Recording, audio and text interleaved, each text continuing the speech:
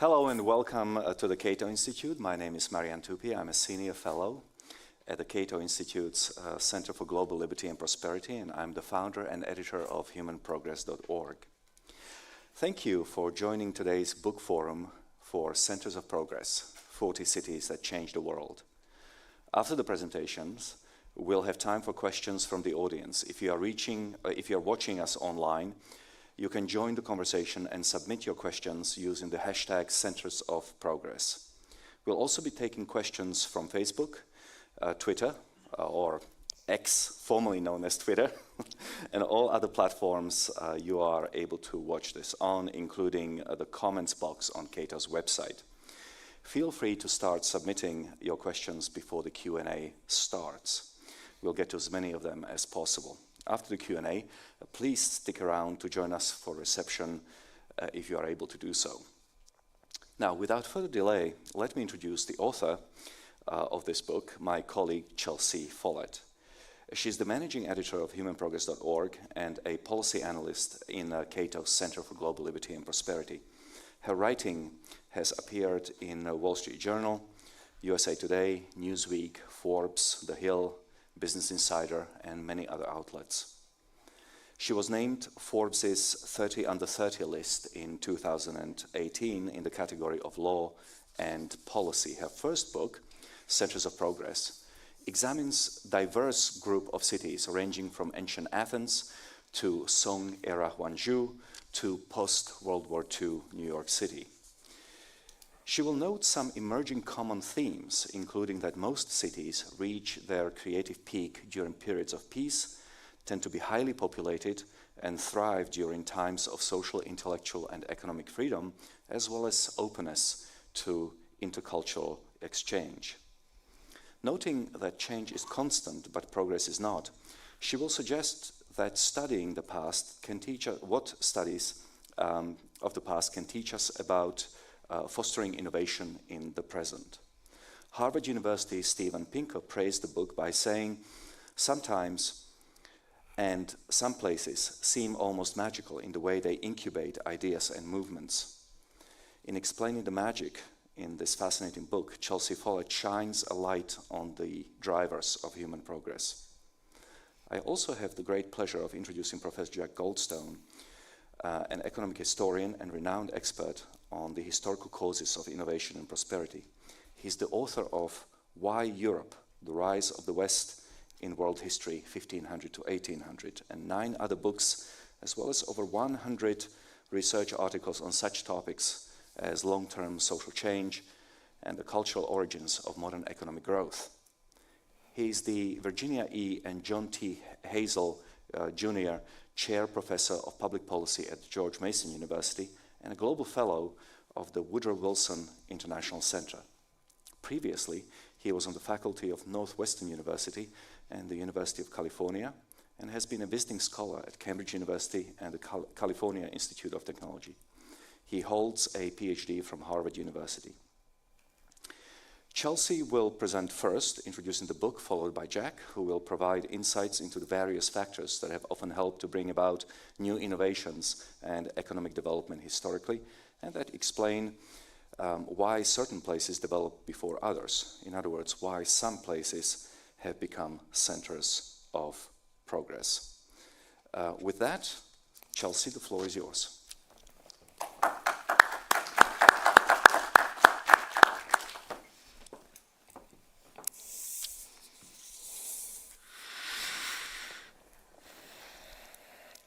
Thank you to Marian for that kind introduction and many years of mentorship that have made this book possible. Through my work at humanprogress.org, I have become acutely aware of the mountain of statistical evidence showing just how far humanity has come. The world is certainly not perfect and never will be, but there has been so much measurable progress in so many areas as an increasing number of people live longer, healthier, easier, more prosperous, and freer lives than our ancestors could have ever imagined. I'm also very aware of how much the public underestimates long-term progress. My colleagues and I at Human Progress spend a lot of time thinking about how to promote a proper historical perspective, as well as intelligent debate about the drivers of human progress. And that's where the idea for this book came from. A simple question: where does progress come from? Certain places at certain times in history have contributed disproportionately toward making the world a better place. Examining the places where major advances happened is one way to learn about the conditions that foster progress and human achievement. The origin points of the ideas, discoveries, and innovations that built the modern world were far from evenly or randomly dispersed throughout the globe. Instead, they tended to emerge from cities, even in periods when the vast majority of the human population lived in rural areas. In fact, even before anything that could be called a city by modern standards existed, progress tended to originate from the closest equivalents that did exist at the time. Why is that? And why certain cities and not others? Change is a constant, but progress is not. Studying the particular cities that have helped to create modern civilization during the moments when they did so, and examining what they shared in common at those times, may reveal the secret to cultivating innovation in the present and the future. As Matt Ridley, author of best-selling books such as The Rational Optimist, The Evolution of Everything, and How Innovation Works, says in the foreword that he kindly provided, this book is like a time travel cruise through the great flashpoints of human activity to catch innovations that have transformed human lives as they happened. Tyler Cowen calls it an intellectual and historical tour of the world, with highly accessible yet fact-filled snapshots of different cities that changed history. This book should appeal to lovers of travel and history alike, and anyone fascinated by human progress and the factors that drive it. So, where are the centers of progress? At the beginning of the book, you'll find a map much like this one, showing that the book features cities from across the world. Let's zoom in and go over them quickly. The book moves chronologically, like most history books, from the end of the last ice age and start of permanent settlement, the Neolithic Revolution, all the way to the modern day and the digital revolution, featuring each city during a particular historical moment when it notably contributed to human progress. Many of the early chapters focus on places around the Fertile Crescent region in the Middle East, where civilization began. That's the region that gave us agriculture, writing, and laws. Readers can learn about medicine in the ancient Egyptian capital of Memphis and philosophy in classical Athens. They can virtually visit the Library of Alexandria, meet engineers in ancient Rome, and astronomers in Baghdad during the Islamic Golden Age. Other chapters explore the first university in medieval Bologna, art in Renaissance Florence, public health in Dubrovnik as the city grappled with the Black Death pandemic. the dissemination of printing technology from mines, the first circumnavigation of the world by a ship that departed the port of Seville, the openness of Amsterdam, the birth of modern physics in Cambridge, the Enlightenment in Paris, and the emergence of modern social science in Edinburgh. Not to mention the music of Vienna, industrialization in Manchester, the slavery abolition movement centered in London, the fall of the Berlin Wall, and so much more. While many of the centers of progress may be familiar to you from taking history of Western civilization courses, this book features cities from many parts of the world. No matter how much of a history buff you are, I can promise that this book will introduce you to some places that you're not familiar with, perhaps including Bujbim, where the indigenous people of Australia were among the first people to practice fish farming. Mohenjo-Daro, where the Indus Valley civilization in what is today Pakistan made impressive innovations in sanitation. Nan Madol, a stone city built atop a coral reef in what is today Micronesia that showcases the far reach of humanity's earliest seafarers. The book also profiles Chang'an, the easternmost stop along the famed Silk Road trade route. Kyoto, where the novel was invented. Hangzhou, during the Song dynasty when the city almost began an industrial revolution. Agra, in India, home to what many people believe to be the world's most beautiful work of architecture. Wellington, New Zealand, the first city to grant a country's women the right to vote. Hong Kong, during its period of rapid economic development in the 1960s and 70s. And Tokyo, a world capital of technology in the 1980s. Centers of progress a bit closer to home might be of particular interest to those of us here in the United States. 6 of the centers of progress featured in the book are in the US, and 1 is in what is now Mexico. These chapters discuss the history of sports in pre-colonial Mesoamerica, Philadelphia's role in the American Revolution and the emergence of liberal democracy, Chicago's railways during the Age of Steam, LA's creation of modern cinema during the golden age of film, post-war New York's rise to become a global center of finance, Houston's contributions to space exploration, and the role of San Francisco and the broader San Francisco Bay Area in the digital revolution. So this is clearly a very geographically diverse book, a global history of progress, but as different as these places are, some common themes do stand out. Which brings us back to that question, why cities? The answer is people.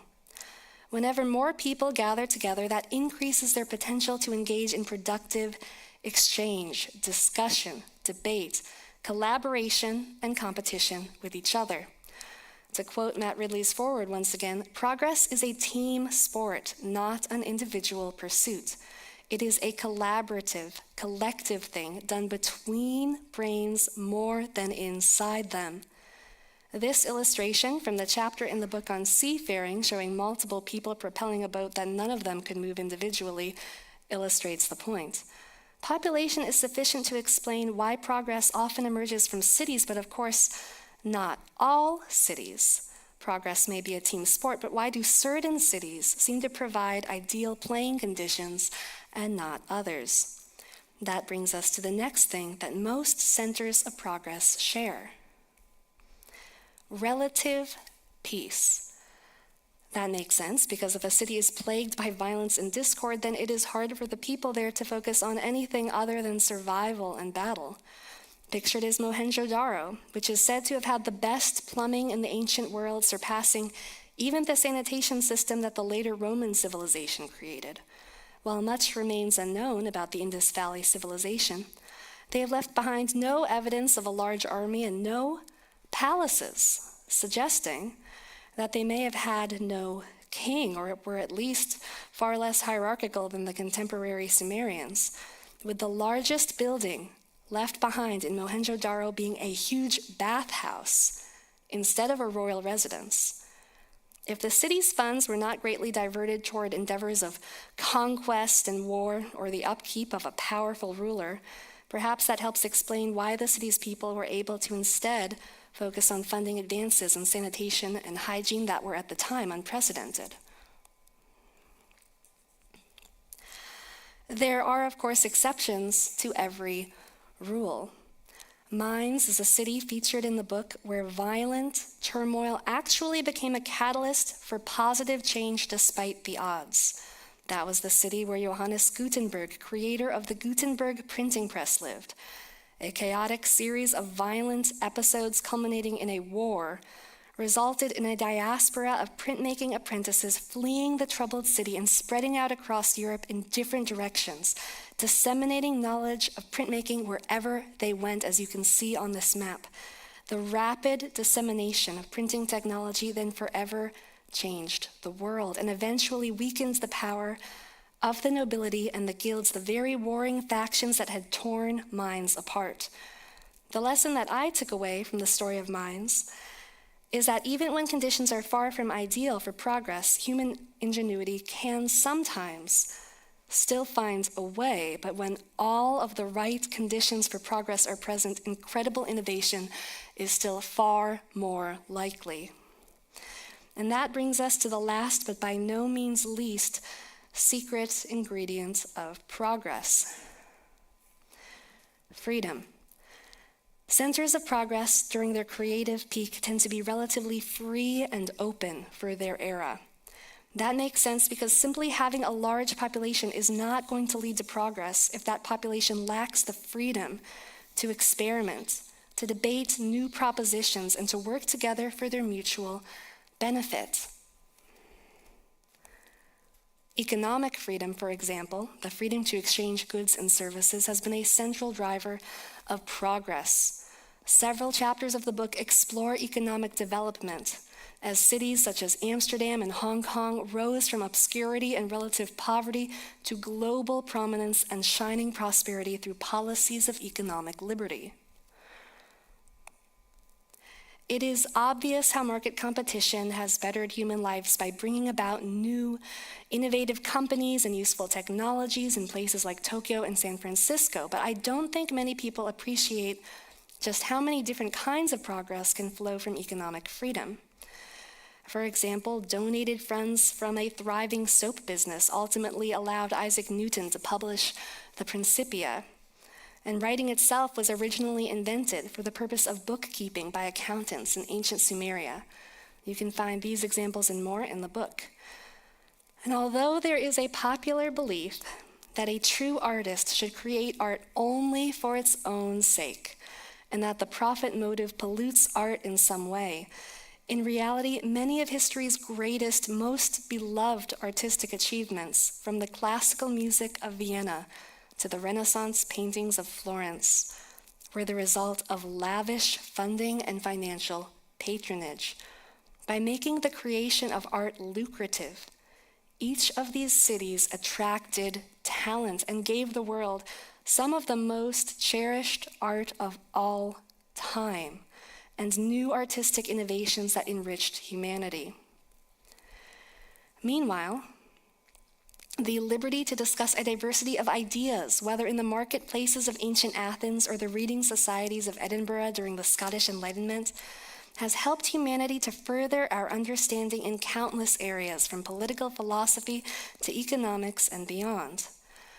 Freedom to debate new ideas, including controversial ones, has proven particularly important to bringing about moral progress, such as the abolition of slavery and the right to vote for women, both once very controversial ideas.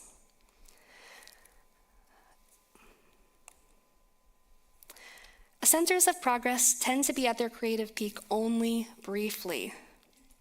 The so-called golden ages of the different cities in the book are incredibly transitory, flickering in and out of existence, often in only a few decades, the blink of an eye in the grand sweep of history.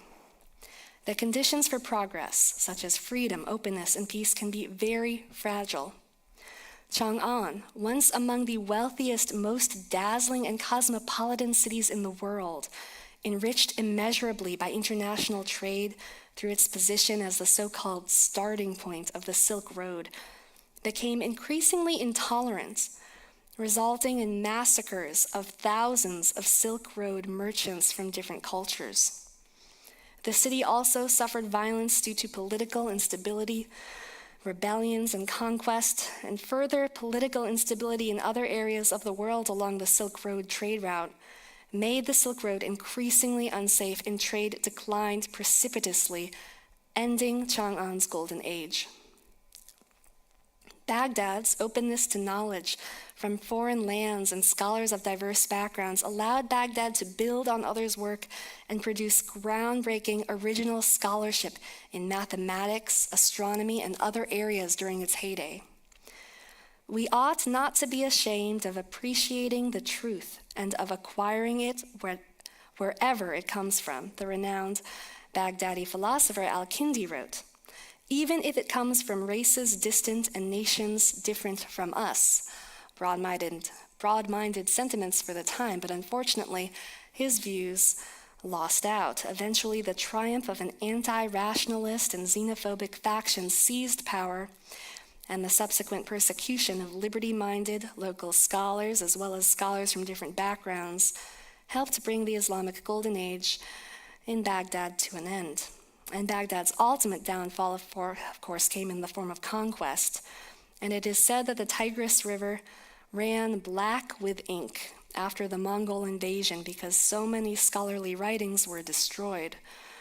Both Chang'an and Baghdad show how war and the loss of the values of openness and tolerance can unravel a city's status as a center of progress. Hong Kong provides another example of the transitory nature of centers of progress. As the book notes, from a starving city plagued by war and poverty to a shining beacon of prosperity and freedom, Hong Kong's rise exemplified the potential of limited government, rule of law, economic freedom, and fiscal probity. But sadly, the pillars upon which Hong Kong's success was built are now crumbling in the tightening fists of the Chinese Communist Party. Whatever the future may hold for this island city, its transformation reflects how much people can achieve when given the freedom to do so, and reminds us that liberty can be lost and must be treasured. I've been telling you about the lessons that I personally took away from researching and writing about the cities in this book, and you can find a summary of some of those musings in the book's introduction. But the book itself just presents history in a straightforward and non-ideological manner so that readers can draw their own conclusions. As a non-politicized and highly accessible, easy-to-read history book, it is perfect for young people in classrooms, and there are actually pre-made lesson plans for learning about the cities and centers of progress available for free online. You can visit Cato's Sphere website and select classroom content followed by Human Progress, or you can also find the lesson plans on humanprogress.org by selecting projects in our top menu and then scrolling down to classroom resources. These detailed, free lesson plans were designed by AP World History teacher Sean Kinnard and easily fit into a wide variety of history, human geography, and social studies courses. And while the book's chapters are also being assigned at the university level, they're highly accessible and easily appropriate for high schoolers.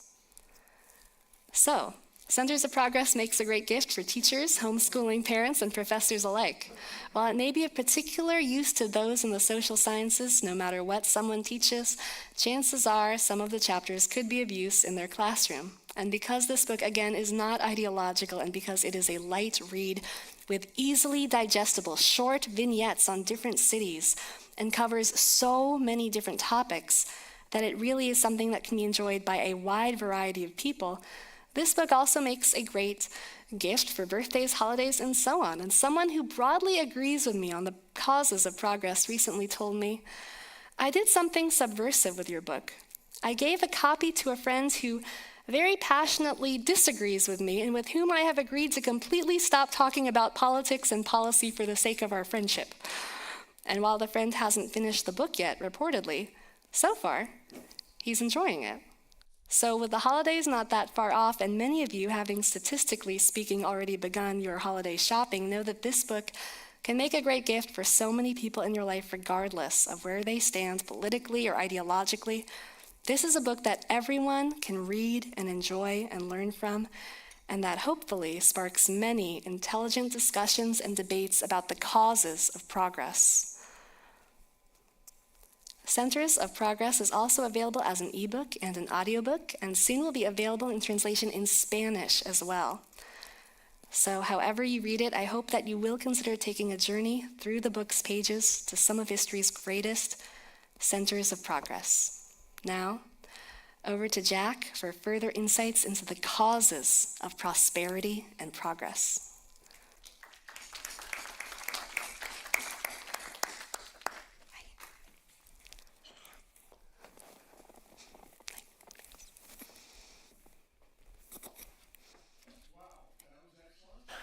And I would urge everyone to get the book. I'm simply going to elaborate on some of the themes that Chelsea raises. I was asked to talk about the causes of progress in history, and I should have lit up my talk with pictures of windmills and rocket ships, but I'll ask you to put those pictures in your head. My slides are text. That's for two reasons. One is this comes from a book that I'm writing, but also it makes it easy if any of you want to get a copy of my remarks. You can just write to Cato or myself, and the slides will give you all that you need if you so desire. So let's get started in trying to figure out progress. As Chelsea points out, you can get very excited about progress reading her book because we find it in so many locations throughout history. And yet those centers of progress do not form a continuous chain. Rather, brief periods of progress are unfortunately usually followed by long eras of stagnation until another city starts out with its own flare of excitement and progress, often in a new direction and new technology. Now, what causes human progress? I don't think there is a formula. We don't have a simple, if you do X, Y, Z, economic growth will always follow. If we had that, we probably could do a better job of promoting development in countries around the world or in sustaining growth even within our own. But I do think we know what halts human progress, and that is a kind of conformity, suppression of innovation, strict enforcement of orthodox thinking. And unfortunately, for most of history, that halts progress pattern has prevailed. It's been very difficult for cities to create the conditions that Chelsea rightfully highlights as the conditions that promote progress: peace, openness, tolerance. Why is that so? Well, my view of this, and I'll simply say this is mine, this is not part of Chelsea. Chelsea highlights the positive.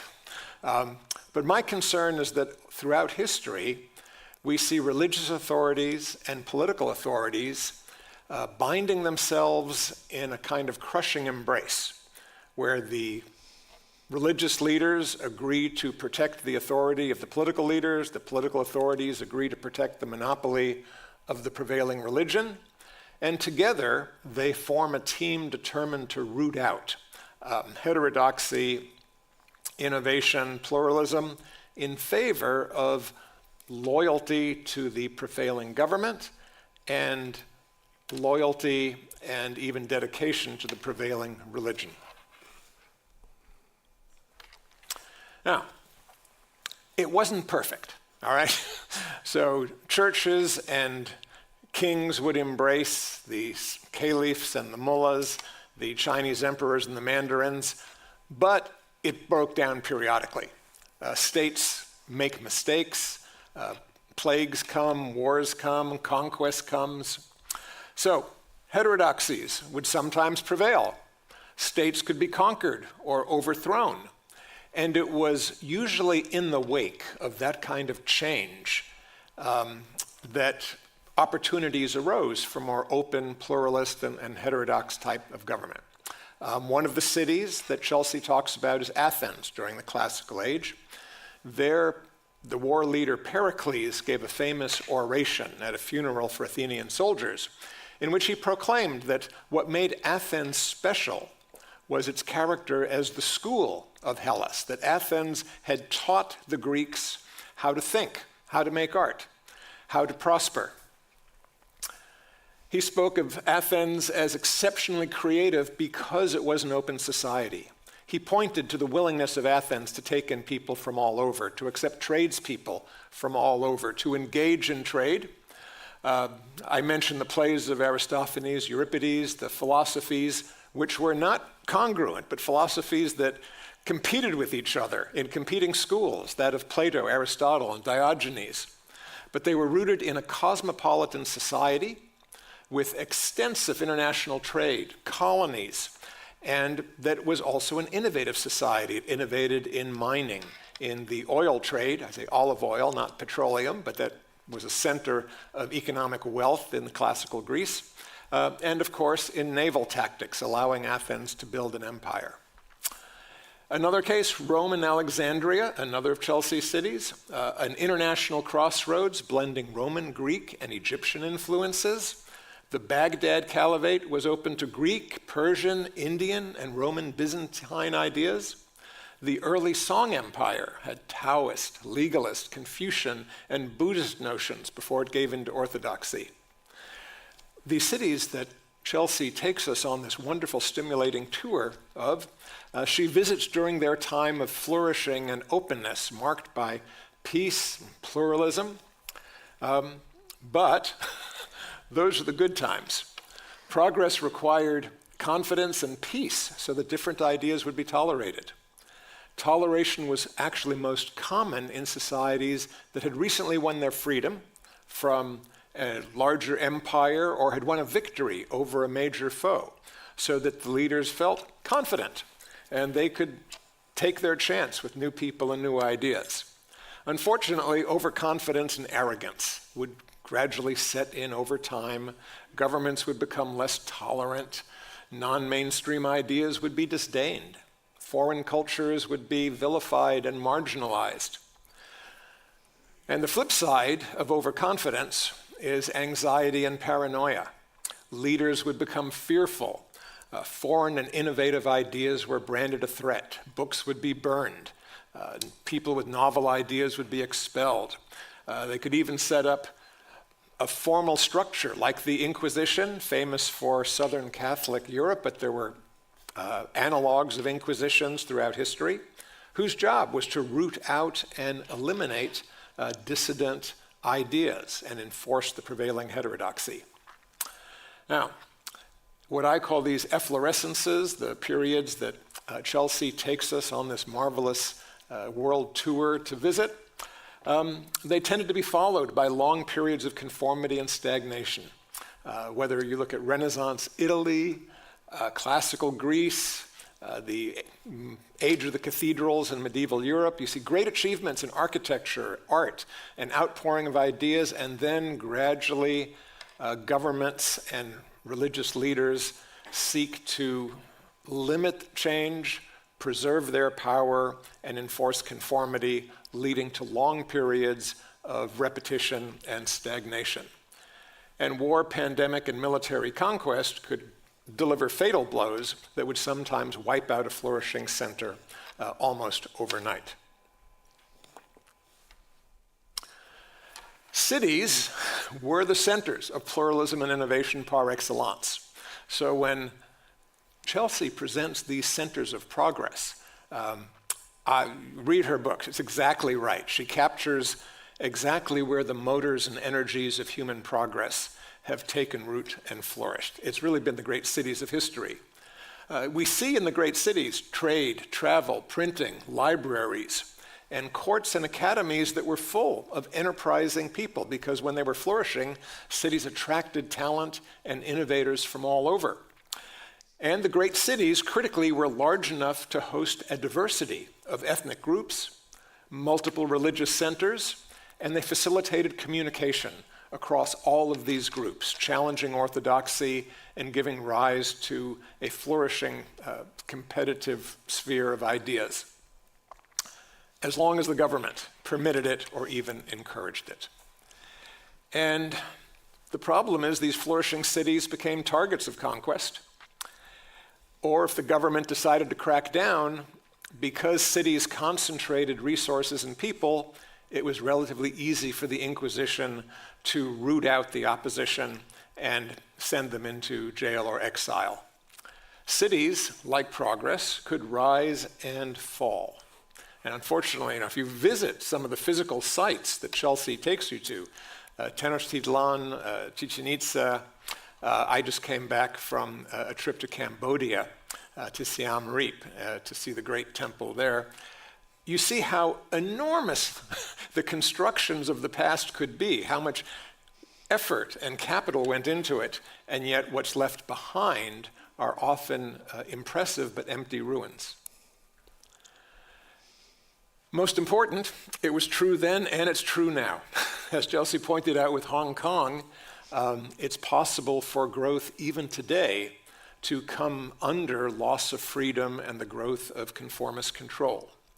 Modern economic growth, which is kind of a special case, required not only citizen innovation, but certain changes in values that our Cato colleague Deirdre McCloskey has written about, certain jumps in science, but still was rooted in exactly the same pluralism and protection for minorities and novelties that was characteristic of progress throughout history. First in London, then in these new cities such as Manchester. In our own time, China's economy took off and became one of the fastest growing in the world precisely when the rigid ideological orthodoxy of Mao Zedong was cast off, followed by a more pragmatic and open society under Deng Xiaoping. Yes, it was still a dictatorship. Yes, it was still under communist rule. But if you talk to people who lived through the change, the degree of openness to travel, to foreign investment, to foreign ideas under Deng Xiaoping was night and day different from what was occurring under Mao. And yet it has not lasted. Despite the enormous benefits of growth that lifted 1 billion people out of poverty, we see Xi Jinping turn back toward a demand for ideological conformity and loyalty to the government's creed above all else. Do not know how this will end, but history suggests that it will not end well. And even the USA, which has historically been one of the most favored society in terms of openness to immigrants, openness to ideas, whether it was bringing in rocket scientists from Germany at the end of World War II, or bringing in Asian merchants in the 19th century, or even bringing in migrants from South Africa like Elon Musk and giving them an opportunity to transform our transportation systems and turn Twitter into X.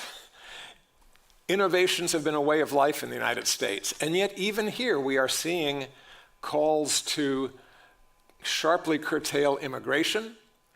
We have a president who has threatened the diversity of our media, calling out mainstream media as something he would attack if reelected.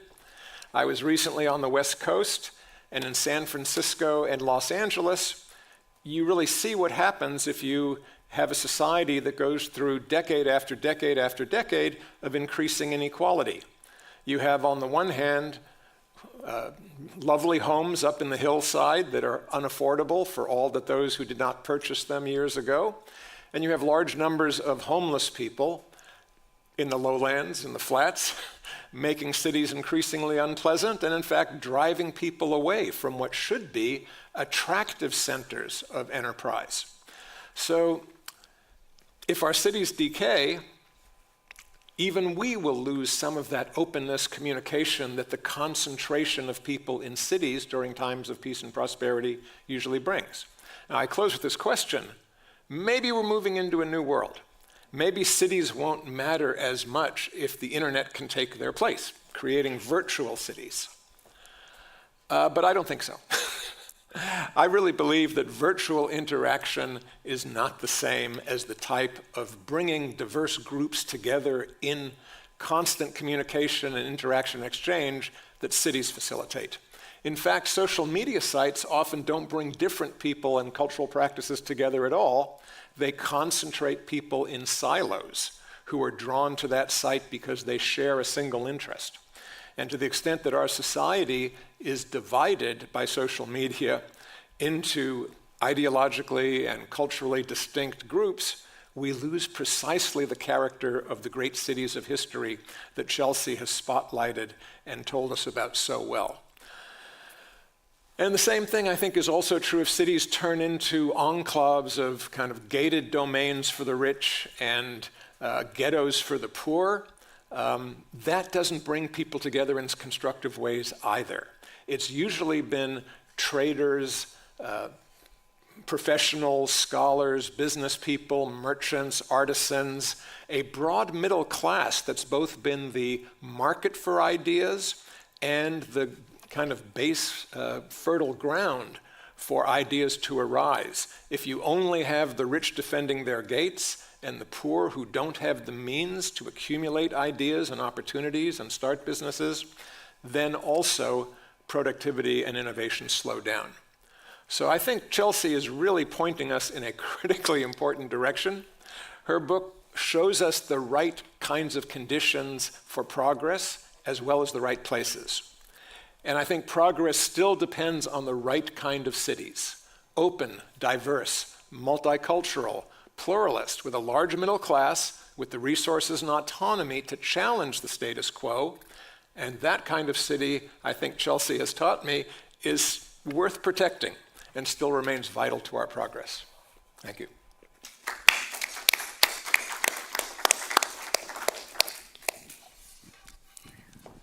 Well, thank you very much to both of you for your remarks. We will now turn to questions. So again, if you are watching online, you can submit your questions using hashtag Centers of Progress. When asking a question in person, I think we'll have a mic. Please state your name and affiliation, and please try to keep your questions as brief as possible and also in a form of a question, very important.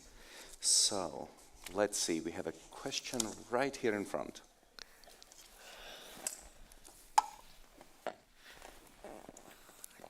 Hi, Bruce Guthrie, retired. Your comment about peace kind of intrigues me because I usually think that war tends to be a thing that accelerates progress. So, I mean, aviation took off because of World War I, obviously atomic energy, World War II, and the space race, a response to the Cold War.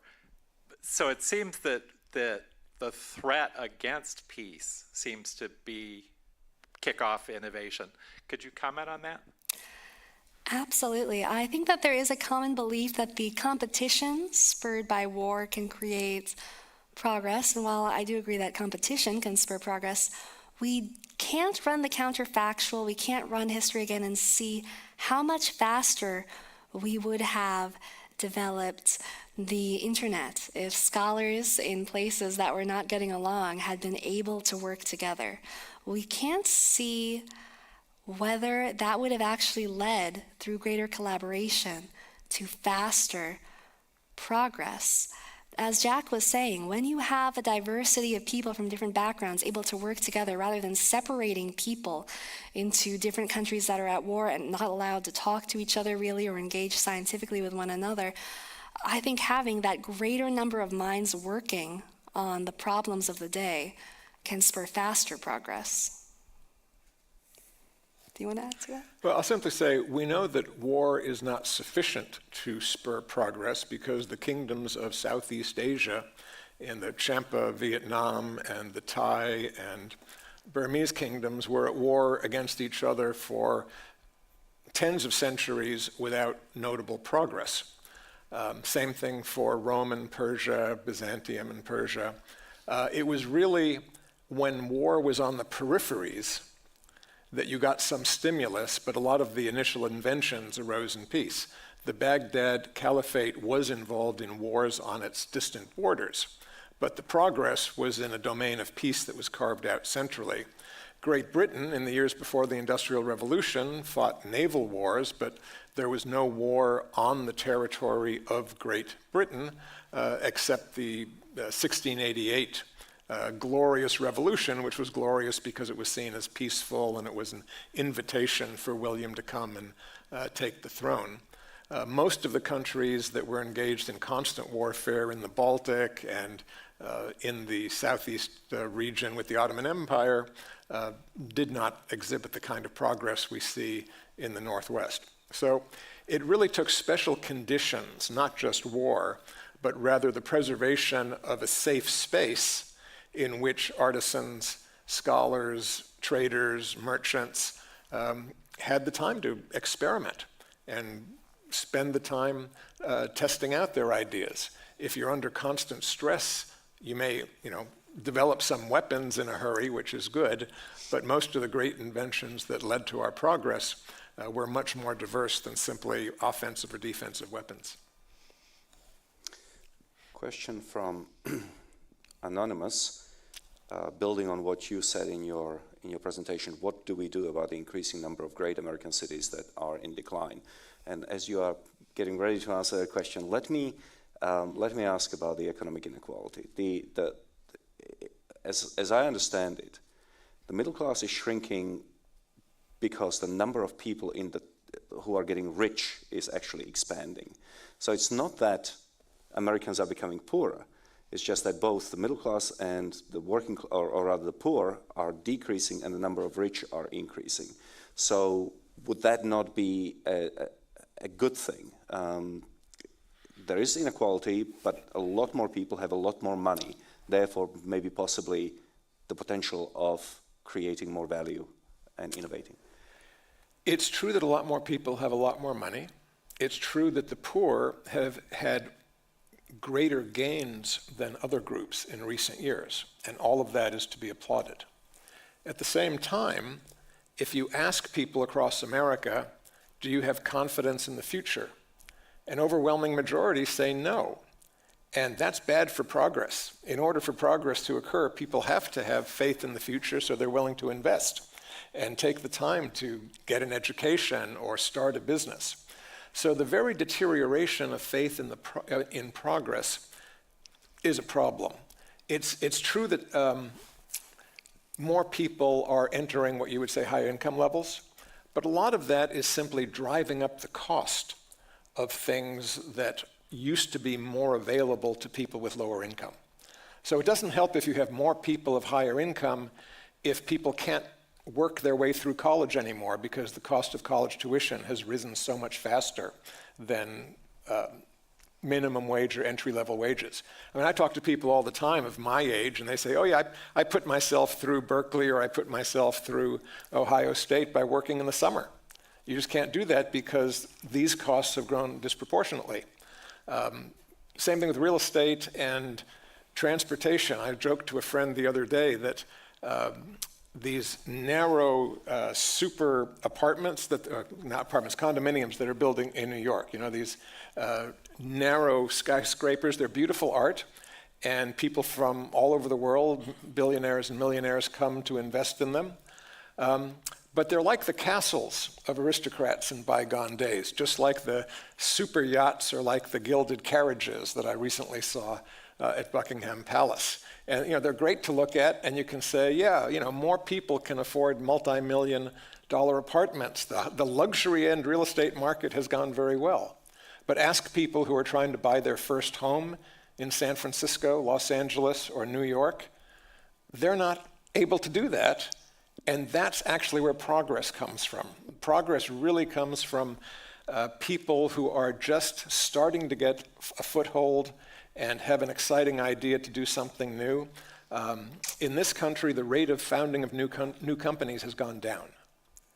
And historically, jobs have come more from small new companies expanding than from dominant companies growing. But we're in a situation now where we're not seeing as much of that. We're not seeing as much social mobility.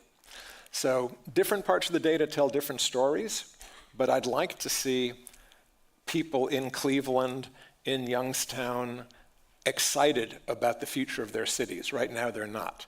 How do we save them? We have to allow the kind of openness that we're not seeing.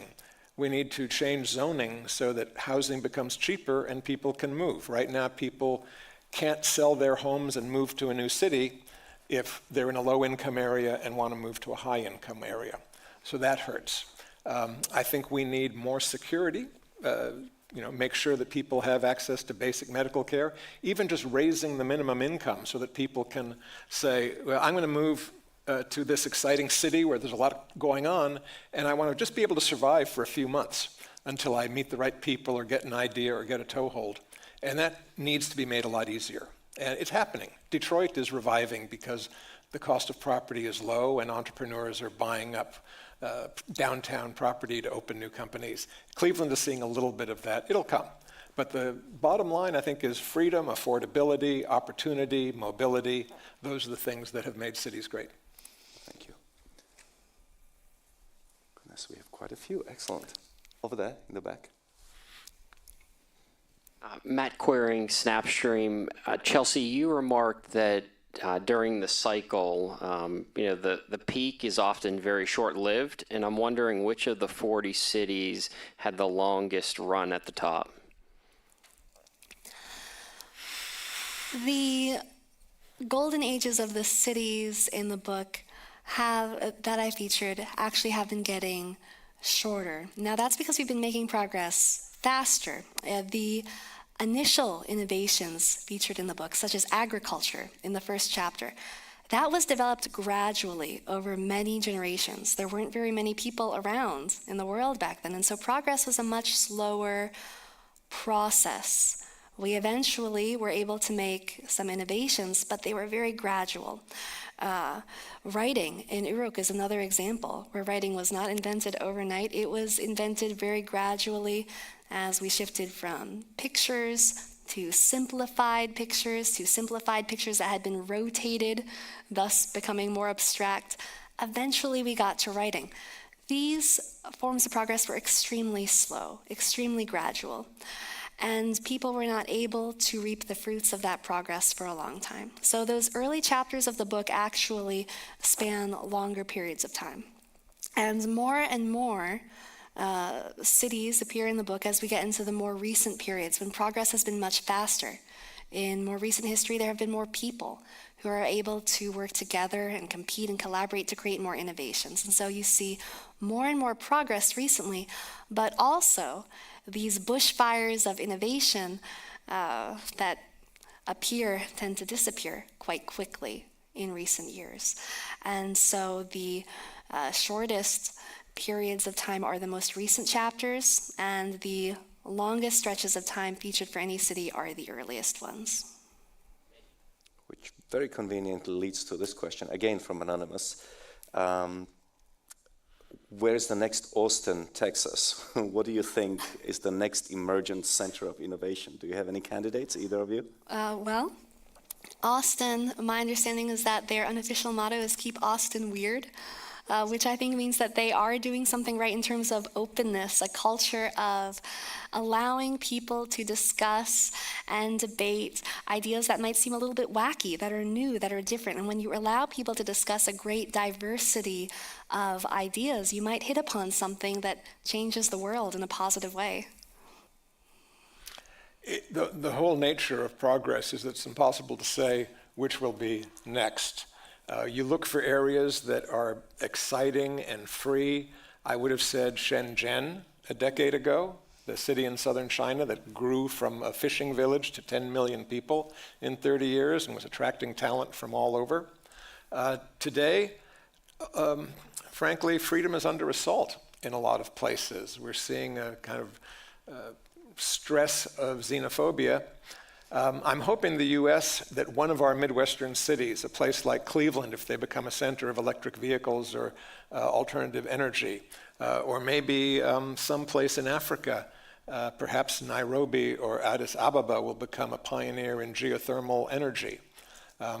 But I do believe that if freedom and mobility are encouraged, new centers will emerge.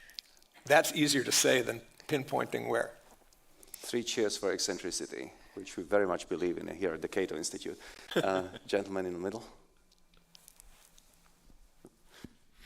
I wonder if you, Eddie Becker, a documentarian, I was wondering if you could contrast your direction with that of Jared Diamond, who writes about collapse and about, I guess, what he sees as an environmental, ecological disregard for the future, and as a result of that, societies collapse. And I guess that has to do with the concentration of political and economic power, so that those who have that power are able to dictate the democracy.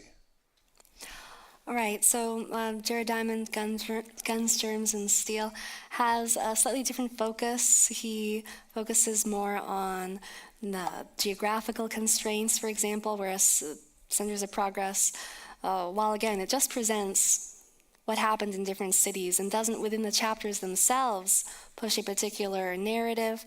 It focuses more on institutions and policies. But your question is about the future. So Jared Diamond's views of the future, the book, that would be very different from this book, because this book really doesn't make any predictions about the future. It's backwards looking.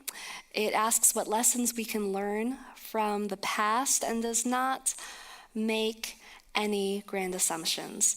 I'm not sure I'd even go so far as Jack in saying that I have any confidence that cities will continue to be necessary as centers of progress. It could be that virtual reality does advance to such an incredible degree that we don't need the same level of in-person interaction to get the same level of productivity.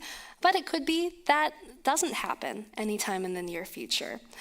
I hesitate to try to make predictions because you see again and again in history just how difficult it is to tell which city will become the next great center of progress. So many of these places arose from complete obscurity or from disasters to suddenly take the world by storm. So the future is very, very difficult to predict, and with some Hayekian humility, I'm not going to attempt it. Yeah, I mean, people in London would never have thought that Edinburgh would be the birthplace of modern social science, for example. But you're talking about Jared Diamond's book, Collapse. And in that book, he raises what I refer to as kind of the Easter Island pattern, which frightens me. That basically looks at Easter Island, where kings competed to put up bigger and bigger stone statues using local timber and stone until they'd cut down so much timber that the microclimate failed, agriculture disappeared, and the island had to be evacuated. And it's a morality story of getting so caught up in pursuit of short-term goals without attention to the impact you're having on the longer-term environment that makes it important, that you critically damage your society. And while Diamond was talking about physical resources, I think the same thing is true of institutions. We almost had a government shut down for no good reason because people were so focused on fighting over short-term issues that they lost sight of the importance of keeping the credibility of our government and meeting our commitments to those who depend on it. So I worry that Diamond has something to warn us about, that if we focus too much on short-term competition, we will overlook these bigger principles that have made for progress, and we need to keep those principles alive. Here is one, again from Anonymous. Are there cases... He's very inquisitive, this Anonymous. No, they are afraid to put their names down. Are there cases where cities deliberately were set up, or cities set up deliberately conditions needed for creativity and prosperity, or were they mostly unintentional? If they were deliberate, what measures did they take? It sort of reminds me a little bit of Dubai. The idea was, we build it and they will come. Now, I don't know if you would consider UAE and Dubai to be on the frontier of innovation. Maybe not. It's still an exciting place to be. But anyway, is it possible to build and they will come? Innovation will happen, or is it just going to emerge spontaneously? Can you centrally plan a center of progress? Great question. Well, I can answer from personal experience, if you like. And that is, Dubai is an innovator in stuffing things into shopping malls that we've never seen there, like ski runs. But it's an artificial construction. It depends on the ability to afford inexpensive air conditioning. Otherwise, it will all be evacuated. And we have no idea if it will still be profitable under coming climate change or not. What Dubai did, however, offer was far more freedom than any other city in the region. And it was set up specifically to be a place that would attract tourists and outsiders who were repelled by the strict religious orthodoxy of Saudi Arabia, Iran, and other big centers. So to the extent that it has worked because it was not only designed to be architecturally exciting and new, but it was designed to be free. The opposite of that is something that the Russian Federation was doing while I was visiting there, and that was setting up a new technology city called Skolkovo outside of Moscow that was supposed to have a tech institute, a business school, and become kind of a Silicon Valley for Russia. But they set up the educational and the housing and the training, and it's beautiful parkland, wonderful environment, but there's no venture capital market there to take any good idea and translate it. The people who go to Skolkovo don't have the freedom to move to other parts of Russia and try out their ideas. And one of the observers said of this, those Russians, they want the cow without paying for the milk. I'm sorry, they want the milk without paying for the cow. They want the product, they want the progress, but they're not willing to create the free market and the freedom that's foundational for it. So if you set up a city and get the right conditions, you can get some.